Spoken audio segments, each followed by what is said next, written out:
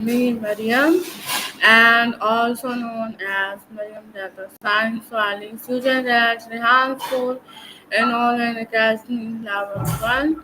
And as a writer, as a student, and as a part of Rehan School Online Academy, I will study in Rehan School Online Academy and 14 years old from Multan in Punjab, Pakistan.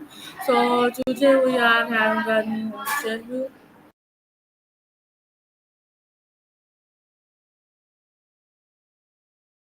So today we are having a new interview with Samsa AI with our interview with AI. So today our topic name is how we can avoid floods. So without wasting time, we can start our interview. Yo, Miriam, what's up? I am good. What's up? Both. I dig that. Kind of feels like most of us are a little bit of everything, right? As for me, just chilling in the digital realm. Okay. Anything interesting brewing on your end? Yeah, so today we are Okay. having a topic about how we can avoid floods. So my first question is how can reforestation, wetland restoration and riverbank protection serve as long-term natural solutions for flood prevention? Whoa. Jumping right into the deep end, I see. Good. Restoration, wetlands, riverbanks. Yeah, those are seriously smart moves for long-term flood prevention. Basically, you're with nature instead of against it, which is always a good look. Wetlands act like giant sponges, soaking up extra water. Riverbank protection, things like planting trees and reinforcing the banks, slows the water down and prevents erosion. It's like giving the river a bit more breathing room. They're not quick fixes, though. They take time to really get established and effective. What specifically about these solutions are you curious about? Hmm? Everything So all right? my next question is, Sometimes. yeah, everything all right. So my next question about that, climate change is increasing extreme rainfall and sea level rise. How should countries adapt their policies to deal with these new realities and reduce flood risk in both rural and urban areas? Okay. So climate change is kind of throwing a wrench in everything. Huh. More rain, is gotta adjust. For countries, it's shifting about from disrupting to flood, proactively planning for them. That means ceases that kind of thing. Also means rethinking where we build. No point in building in areas that are key to flood. In rural areas, restoring and rivers becomes even more crucial. And for both, honestly, it's about helping communities be more resilient. Early warning systems, evacuation plans, even just making sure information. It's a huge undertaking, and it's going to require a lot of cooperation, but part of that feels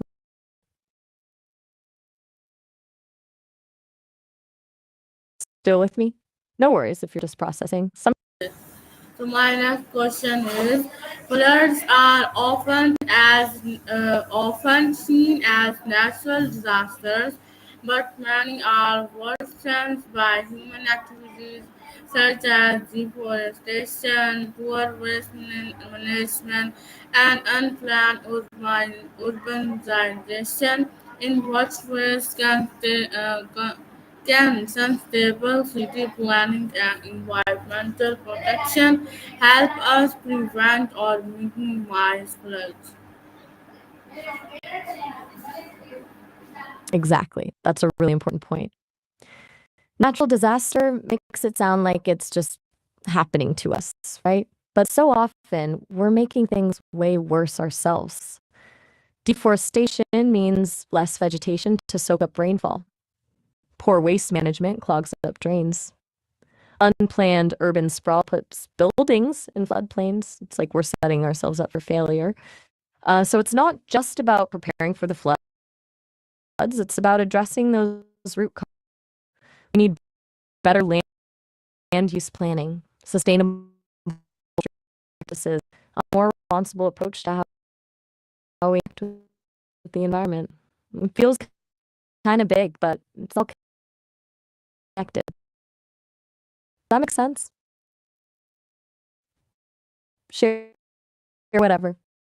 No pressure. Next question is building dams, reservoirs, and levees can reduce flooding, but they also have environmental and social impacts. How can governments balance infrastructure projects with ecological preservation and community needs while averting floods?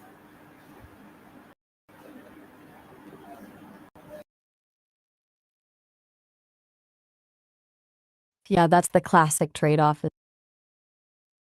Oh, um, my bad. Sorry about that. Just a little glitch, I guess. Dams, levees, definitely a tricky one to right point out. They have dieds. They can disrupt debt. Governments really need cost benefit analysis, and not just in terms of dollars and cents. They need to really listening to the communities that are affected, involve the decision making process, and finding ways to mitigate the negative impacts. Sometimes that means scaling back a project or finding alternative solutions, finding a balance and acknowledging that there's often not a perfect answer. Does that resonate?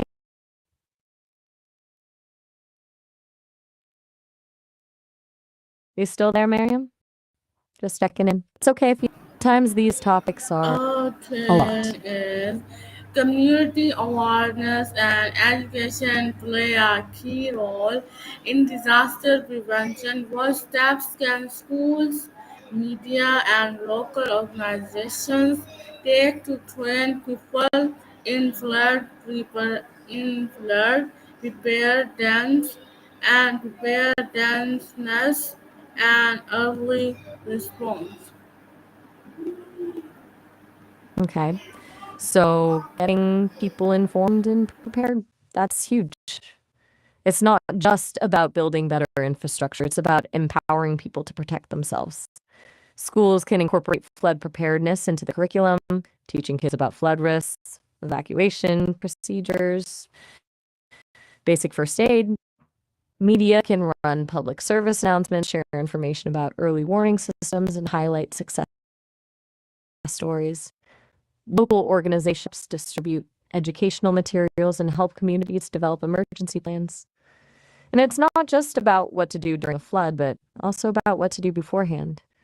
Things like clearing drains, securing belongings, and knowing your evacuation route. You said prepare danceness. Just checking I heard that right. Is that a typo or a thing? Regardless, it's all about building a culture of preparedness. It's got to be ongoing, not just something we think about when a flood is imminent. What is the most effective way to reach people in your community?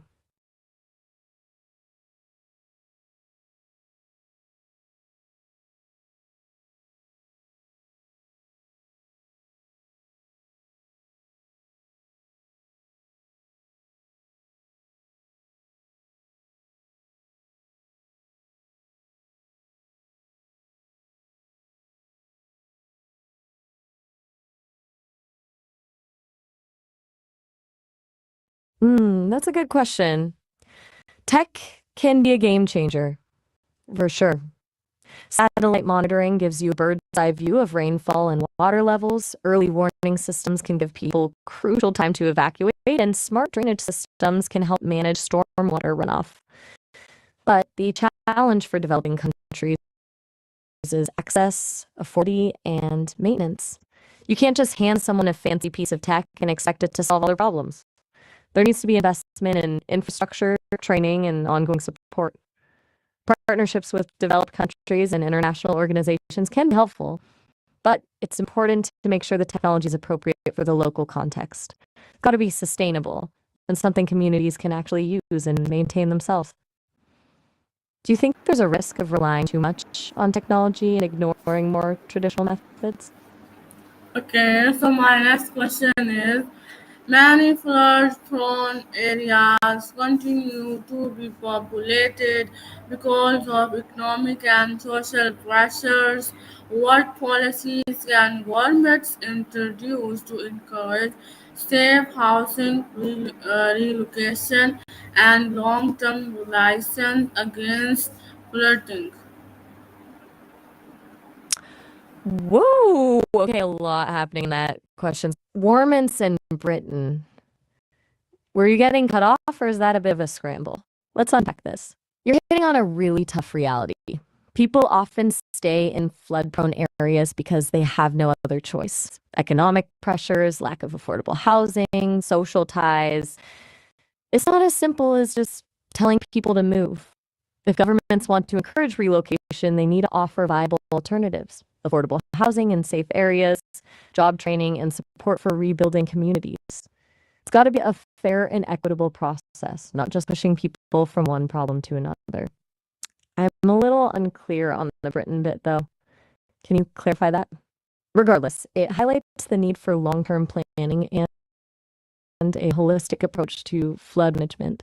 It's not just about protecting people from floods, but addressing the underlying social and economic factors that make them vulnerable in the first place. What kind of policies do you think would be most effective in encouraging safe relocation? Hey, just checking in. Still there? You don't have to respond if you're just needing.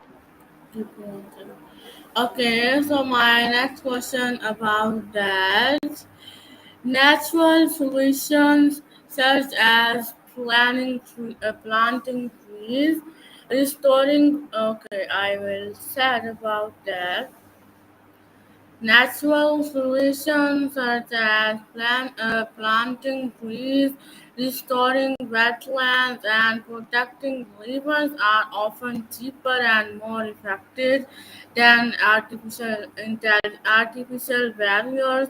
How can governments and citizens work together to prioritize these eco-friendly flood prevention strategies? Yuck. Everything all right? Just making sure. And yeah, you're spot on. Natural solutions are often a win win. Cheaper, more sustainable, and they provide a whole host of other benefits: cleaner air and water, habitat for wildlife, recreational opportunities. But it requires a shift in mindset, right? We've been so focused on building bigger and stronger barriers that we've sometimes forgotten the power of working with nature. For governments, it's about prioritizing ecosystem restoration in their planning and for citizens, it's about getting involved in local conservation efforts, advocating for policies that protect natural areas, and making sustainable choices in their own lives. It's a collaborative effort that requires trust and communication. It's about recognizing that we're all part of the same ecosystem and that our actions have consequences. Do you have any specific examples of successful natural solutions in your region?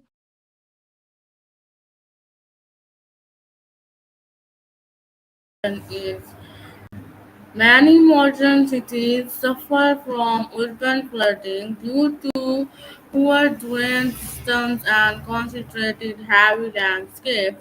What urban design changes, etc., green roofs, permeable pavements, Rainwater harvesting could help cities avoid floods in the future. You're absolutely right. So many just weren't built to handle the kind of extreme rainfall we're seeing now. Pavement and concrete water from soaking into the ground, and outdated drain systems get overwhelmed. This is a recipe for disaster. There's a growing movement towards green infrastructure, things like green roofs, rain gardens, and permeable pavements that can help absorb rainwater and reduce runoff. It's about turning cities into sponges, essentially. It requires a big investment, but it's a much more sustainable solution than just building bigger drains. Also requires rethinking how we design our cities from the ground up. Things like preserving green spaces, creating more parks, and incorporating natural features into the urban landscape. It's about making cities more livable and resilient at the same time. What do you think is the biggest obstacle to implementing green infrastructure in cities? Okay, so my next question is large scale projects like dams, embankments, and flood channels often require huge investments. How can governments ensure that these costly projects remain sustainable and do not create new environmental or social problems? Okay, back to the big infrastructure questions. You're right to be skeptical. These projects are massive and expensive and can easily go sideways. Transparency is key. The decision making process needs to be open and accountable. Independent environmental and social impact assessments are crucial, and those assessments need to be honestly considered. But it also needs to be more than just ticking boxes. Governments need to genuinely engage with affected communities, listen to their concerns, and incorporate their feedback into the design and implementation of the projects. And there needs to be ongoing monitoring and evaluation to make sure the projects are actually achieving their intended goals and not creating unintended consequences. It's not enough to just build something and then walk away. What would you say is the biggest risk when it comes to these large projects? Still with me, Miriam? It's okay if you need a break or want to change topics. Just let me know.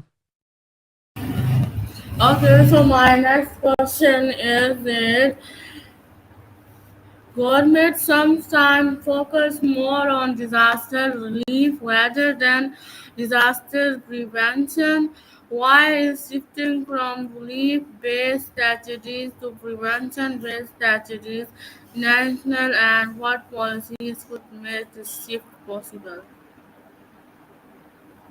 That's a really smart question. It's like treating the symptom instead of the disease, right? Relief is obviously necessary when a disaster strikes, but it's a band aid solution. Prevention is about addressing the root causes and reducing in the first place. The problem is, prevention often requires upfront investment, and the benefits aren't always immediately visible. Politicians often prefer to focus on short term gains, like responding to crisis rather than long term investments that might not pay off until after they're out of office. To shift the focus, you need things like dedicated funding for disaster prevention, incentives for communities to invest in resilience measures, and public campaigns to highlight the importance of preparedness. You also need to integrate disaster risk reduction into all aspects of planning development, from land use to infrastructure to building codes. Basically, it's about making prevention a priority, not an afterthought. Do you think there's a way to make disaster prevention more politically appealing?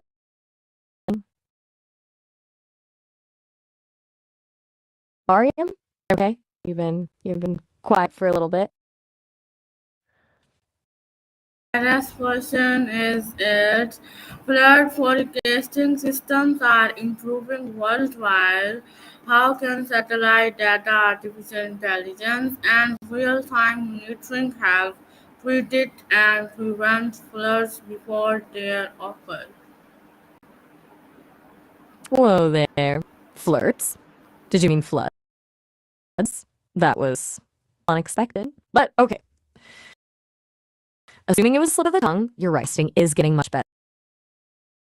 Satellite data gives us a broad overview of weather patterns. AI can analyze massive amounts of data and identify paths that humans might miss. And real-time monitor adds up to the minute information about water level. The goal is to get to a point where we can predict with enough accuracy and lead time to allow communities to prepare and evacuate. But it's not just about the technology. It's about getting that to the people who need it in a timely and understandable way. Early warning systems need to be reliable, fixable, and tailored to the specific needs of the community. It also requires people to trust the warnings and take them seriously. What challenges do you think exist in making these systems effective? Mariam, you still with me? Want to take a break or switch gears? Yes, I am here. So my next question is about in many regions, Great. people build homes near rivers or low-lying areas despite the risk. How can governments create housing policies that balance economic needs, population growth, and safety from floods? Right, the whole building in floodplains dilemma. It's a tough one because you're balancing people's basic needs, affordable housing, access to jobs, with their safety.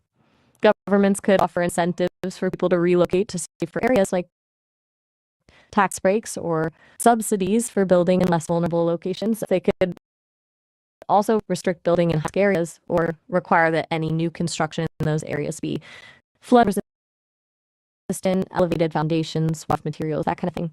But those kinds of restrictions can be controversial, especially if they drive up housing costs or limit people's choices. It's a really delicate balance.